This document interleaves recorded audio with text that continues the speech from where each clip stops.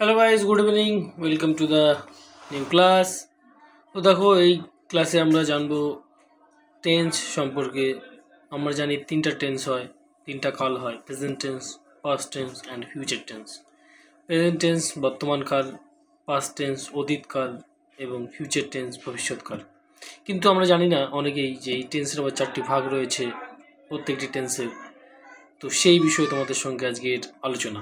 Simple present tense বা present indefinite tense যাকে বলে, সেটা হচ্ছে কোনো কাজ যদি বর্তমানে এখন ঘটছে এরকম বোঝায়, তখন সেটা প্রেজেন্ট টেন্স হয় বা প্রেজেন্ট ইনডেফিনিট টেন্স হয়। এর গঠন কেমন হয়? সাবজেক্ট, বি, ভার্ব এবং অবজেক্ট হয়। যদি উদাহরণ দেখি তাহলে হবে I eat breakfast every morning, I eat rice, I go to school. ঠিক আছে, এটা হচ্ছে প্রেজেন্ট ইনডেফিনিট টেন্স, যেটা বর্তমানকালে যে কাজটা চলছে।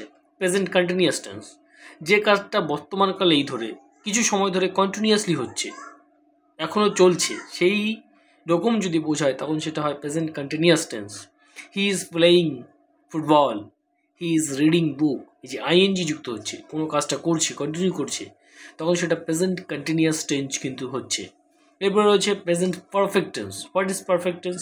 বর্তমানকালে কোনো কাজ শেষ হয়ে গেছে কিন্তু তার ফল এখনও পুরোপুরি চলে যায়নি, সেটা রয়েছে, সেই রকম অর্থে আমাদের হয় প্রেজেন্ট পারফেক্ট টেন্স। আমরা গঠন যাচ্ছি না, শুধু উদাহরণ দেখো।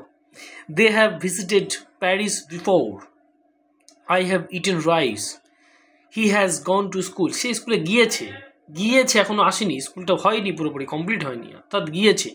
এইরকম যখন বোঝাবে তখন সেটা প্রেজেন্ট পারফেক্ট টেন্স কিন্তু হবে। ঠিক আছে,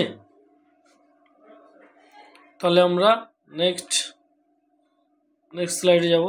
প্রেজেন্ট পারফেক্ট কন্টিনিউয়াস টেন্স একটা হয়, যেটা হচ্ছে বর্তমানকালে কোনো কাজ নির্দিষ্ট সময় ধরে চলেছে, চলমান বোঝাচ্ছে, তখন সেটা হবে একটা নির্দিষ্ট সময় ধরে চলতে হবে, তখন সেটা হবে present perfect continuous tense. I have been studying for hour, আমি 1 ঘন্টা ধরে পড়ছি। I have been raining since morning, it has been raining since morning, অর্থাৎ সারাদিন সকাল থেকে বৃষ্টি হচ্ছে। ঠিক আছে, এরকম বোঝালে তখন সেটা হবে প্রেজেন্ট পারফেক্ট কন্টিনিউয়াস টেন্স। আবার পাস্টের ক্ষেত্রেও সেই একই নিয়ম রয়েছে, ফিউচারের ক্ষেত্রেও সেই একই নিয়ম রয়েছে। আমরা পাস্ট আর ফিউচার সম্পর্কে আলোচনা করছি না, পরবর্তী সময় আমরা পাস্ট ও ফিউচার নিয়ে আলোচনা করতে পারবো বলে মনে করছি। ধন্যবাদ।